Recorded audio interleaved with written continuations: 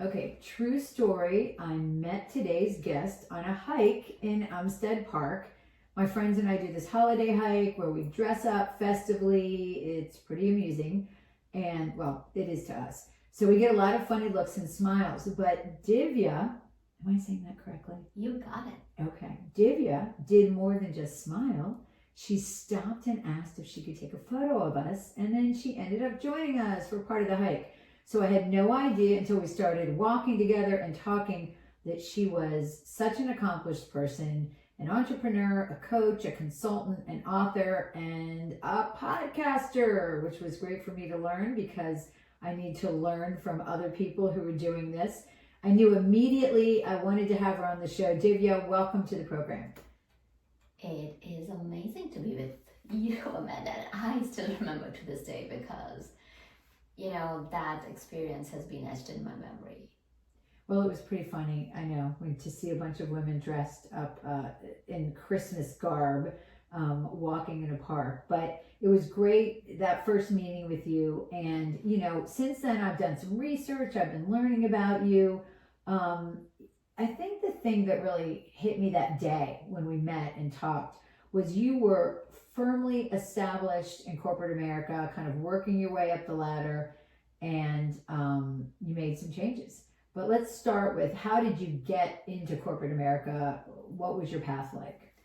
Oh, my life's path has been very, very... Not linear, right? Not linear. It has taken a lot of detours. You can imagine just like a river where it finds its pathway, because I'm very curious. So I started out, and I'm a biochemist by training, and loved learning, what makes our bodies tick, and like how that chemistry and brain and everything like works. So what happened was, I was in research. From research, I went into corporate America, and there, I was so thrilled of being part of running multi-million-dollar projects where we were bringing life-saving medications to the market. And even in that, I went from learning how to run the contracts to leading teams, and just curious. I'm an insatiable learner with a love for learning. So just... So at one point though, and I think, again, this was kind of one of the things that sticks out to me from our first conversation, was you talked about the golden handcuffs, how, we get really comfortable in a job, right? We get comfortable with we know how to do it. We get comfortable with the pay, the benefits. It's a nice life. But at some point you kind of got restless and you wanted to make a change. Talk about that. Absolutely. It was somewhere around in 2008. I'm sure you remember that downturn of the economy. Yes. Rumors were flying around. Oh, there are going to be layoffs. And of course, there were rumors for IT. My husband, who is an IT, was of course, IT personnel are dime a dozen when there is a hit in the economy, as we are seeing it even now, 14, 15 years later. So I was kind of scared, I don't want to be laid off. And at the same time, I've always been in service of others. How can I make a difference? That has been the meaning and purpose of my life. So, of course, one day, just like any other day, the rumors come true. A lot of people are being walked off, and these are my friends who have become my family, because these are your work family. Right, you worked there a long time. Yes. Yeah. And I just saw them being walked off. They were not allowed to say bye or anything like that. And to me it was, I know I'm part of a big, beautiful cycle where we are helping patients in the end. But is this what I want to be doing? Right, kind of that corporate culture. Yes. So that just did sit right with my soul. I did a lot of soul searching and thinking, and I thought, how about if I make a difference from outside? Exactly. And so you started coaching and consulting, and you help individuals with leadership, influence building. I love this title from your bio, an influence architect. That's great. How did you decide what you wanted to do, and talk a little bit about what do you do in that space?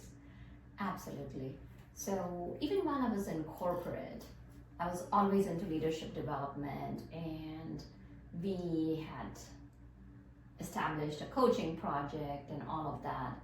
And to me, it was all about, I was running meditation classes. It's like, okay, here I am completely in science and running meditation classes, because it was always about how could I help others. And so what was interesting was that a lot of people would not have, a lot of people do the stuff for them. And it was just about building relationships and looking out for others. So for example, like let's say if I was going and doing something over the weekend, I would just ask like other people like, hey, you know what, I'm going to be in the facility this weekend. Is there anything that I could do for you? It could just be, you know, just taking a reading from a thing or whatever, like, you know, dropping something off. So like if you're going between different sites. Right. So at that time, you know, we used to drive it like, hey, I'm going there. So it's just like looking out for people. Sure. And connecting with people, not just as your colleagues or someone who is just there, but like looking at them as human beings. So develop really good relationships. And what I found was at the core of anything, people are people. Yeah. And I mean, I do think everything is about relationships, right? Yes, you know, yes. I was a journalist. I guess I still am by trade. For 35 years, worked in television. And, you know, one of the things I talk to my students about, because I teach journalism, is that's everything. I mean, you can have the latest and greatest tools, you know, on the internet to find people and search and do this and that. But it comes down to people are going to talk to you or not talk to you based on, you know, your relationship with them, how you establish that, and that trust and that credibility. Absolutely. And that's what I help people build. So regardless, whether it's, I work with C-suite execs, I work with companies, a lot of companies will kind of come and say, you know what, our teams are falling apart. Because a lot of teams are remote, some go in hybrid, some have never seen each other. And it's hard for them to connect, yeah. Yeah. And that's really a pandemic thing, right? That's become such a common thing since the pandemic. I mean, if you look on LinkedIn or you look on Indeed, I would say 50% of the jobs are remote now. Absolutely. Yeah. And yet I'm hearing from so many of my clients that they feel isolated. So what happens is I call it corporate jungle. In the corporate jungle, everybody's trying to establish and position themselves. So how do you position yourself authentically while you're staying true to your values? And just as of today, one of the clients that I was talking to was saying, you know, there's this opportunity for me, but I don't want to leave my team. And I was telling him, you don't have to leave anywhere. Because if you don't leave anybody behind, together you can work miracles. I said, you have this vision for yourself, bring it down, share it with your team and see, like, you know, how could they get together. Sure. Yeah. Now, you did write a book called Expert to Influencer. Tell me about that. Well, Expert to Influencer, the concept came to me when I just started seeing all these big influencers that we talk about, the numbers, you know, millions of followers, and they put something out and people buy. And so many of my clients would say, you know, we're not a household name, we don't have that presence to be on that camera, or we are trying to do this X, Y, and Z, but you know, it feels so unnatural. It feels fake to me. I feel that I'm not the person that I'm putting myself out. So what I wanted to share with them is that it doesn't matter whether you're influencing one person or whether you're influencing millions, you're changing lives. Because there are happiness studies that show that if you impact one person, there's a 6 degrees of influence. So I help people, like, you know, there are a lot of people who are experts, who know things. But what if they could be true to themselves, stepped into their own shoes and showed up just the way they are? Right, because the word influencer has kind of gotten a negative connotation. Yes. Because we see a lot of things on social media where people are gaining financially from sharing a product, and you're not really sure if that is a good product, or if the person really believes in the Mhm. product, or if they're just making money. So I think that you're right. You have to bring some authenticity to it to make it palpable and make it important and purposeful. Absolutely, and that's where the expert to influencer idea came across. That you can influence regardless, however number of followers you have. And one thing that I always speak about in my book is that it's about the quality, not the quantity. Sure. Because are you really engaging with your audience? If you're not, then just having those numbers and likes mean nothing. Right, absolutely. You also do public speaking, and you hold Get Work Done retreats, especially with women's conferences. Talk about your passion for that and why that's so important to you. So I was very fortunate as I was growing up. I had a set of parents Where did you grow up? I grew up in India. And then when did you come over to the United States? I came here in my 20s, so I was very young. I've been here most of my life. And now this may sound off kilter, That's okay. but here's the thing, like, I did not know that I was a girl. I mean, not in the sense that That it would hold you back. it would hold me back. Like, they treated, but like, you know, I've got another sibling. They didn't treat us like, oh, just because you're a girl, you can't do that. You are a human being. And you can do anything. You can do anything. Do And you- the sky's not the limit. Was that cultural, or do you think that was just in your family? It depends. See, because India is so wide, India is so deep, that you can't just kind of pin down that this is cultural, this is not. Right. In other words, there's so many different cultures in Right, India. right. What was that like? I mean, I'm curious. I'm always interested when somebody comes from another country. First of all, how did that happen? Did your family come? Were you married? Did you come? You know, how did you get here? And was it scary at first? Actually, because I went to a Catholic school and I was very much acquainted with the Western culture, it was just a easy transition, because I don't have that story when so You were many- bilingual. You were bilingual already. Yeah, I was bilingual. And What year was it that you came? gosh, it's probably like late, I've forgotten even the year, like late 80s. Okay. Yeah. And did you come for a job or? No, like, I came through my family. I didn't want to come, like, because as young as I was already an associate professor back home in India, and this is home too. So, like, I'm fortunate to say that I've lived in 2 homes, and I was thrilled. And like, my parents were like, "Oh, you're just 2 siblings, and you're going to be alone. We are going to be here." So I'm like, "Okay, whatever." So it was. You didn't really have a choice. Where did you guys start? Where did you live when you first came? I was in New York. Okay. And now it's home. Now. Now it's home. Yeah, after decades, you know, you actually North Carolina has become home. But I think what you mentioned about, you know, your parents basically making you feel like you could do anything. That's a theme that I've heard in a lot of these interviews with women, that the women who had that kind of support, that family support, and that belief in themselves from their family that was nurtured, I think that's a really huge thing. You know, one of the things that this podcast is about women transforming after a certain age.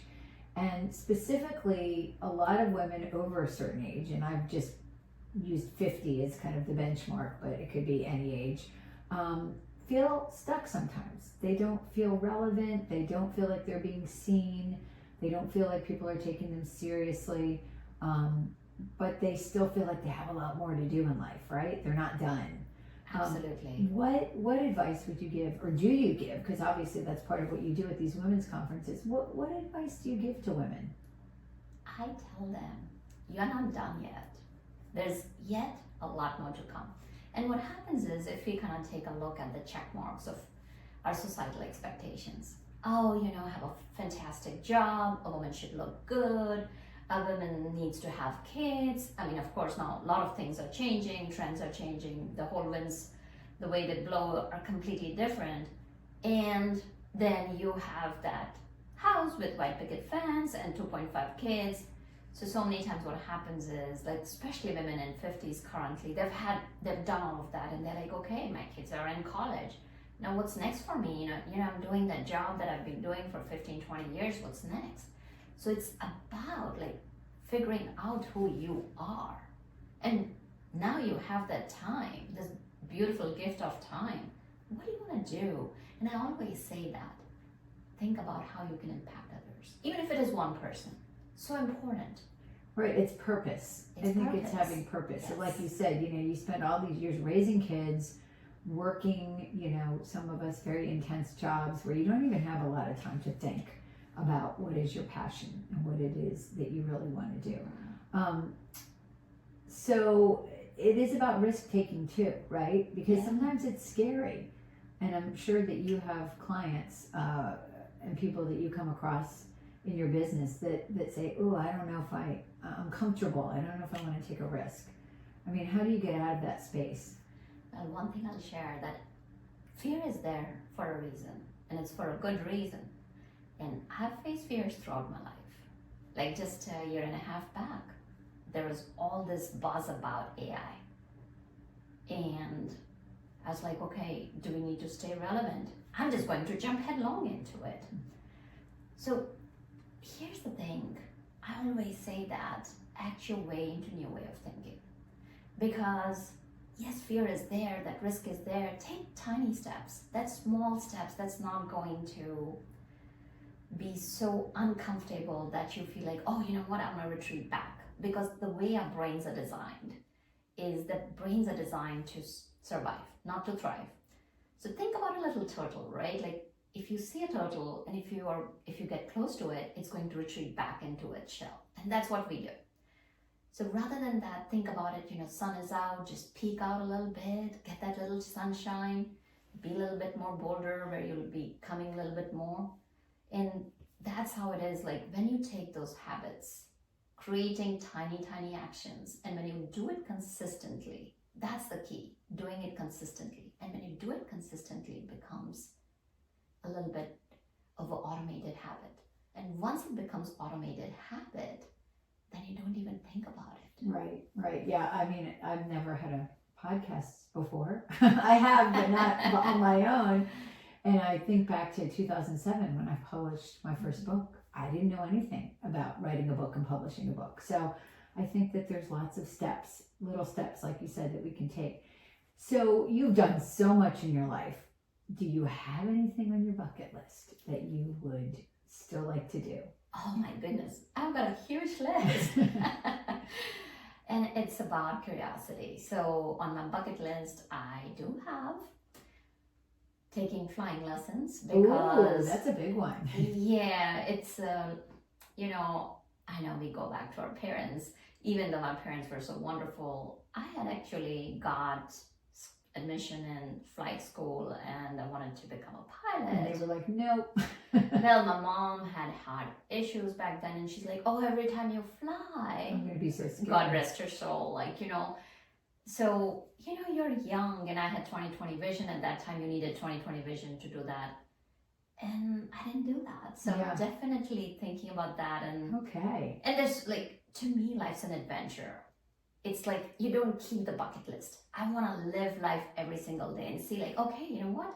What was a remarkable moment in my day-to-day? So just like that day, right? Right. We were walking, I hear the jingle and I'm like, oh wow, look at these ladies who are spreading the cheer.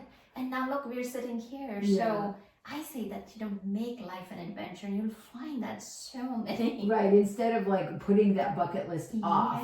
Yeah. I do think that. I think especially since the pandemic, more people are traveling, more people are trying new hobbies. More people are maybe reconnecting with family or friends that they, wish they had stayed in touch with. So I think there's a lot of lessons to that. So, well, how can people follow you and follow your journey? Absolutely. So if you put my name and if you can look in, I don't know, any of the social medias, like my podcast is Beyond Confidence on Apple, iHeart, you can find it anywhere. I'm on LinkedIn, Instagram, Make Your Message a Movement, Facebook, TikTok. Well, TikTok a little bit. Well, I will put all those links in our show notes so people will be able to find you. But thank you so much for sharing your wisdom with us today. I think there's just so much to be learned from other people's paths. And you definitely have accomplished quite a bit, and not in a linear way, which I think is what people need to understand, that life isn't a straight path, right? Well, I've never found that life to be a straight path, because here's the thing, when you let the life be, you can be in awe of life. I mean, we're blessed to be alive, and I know so many days I complain too, but then there are days and when I'm looking, oh wow, look at that tree. So yesterday, just I and my friend were walking, and we see this beautiful birch tree, just gorgeous, stripped of leaves, and then some of the leaves just kind of hanging there, those sand gold colored leaves. And everywhere you turn, there is something, that treasure to be found. So no, I really appreciate you having me on your show, and I love your friendship and love your questions. Thank you. Thank you.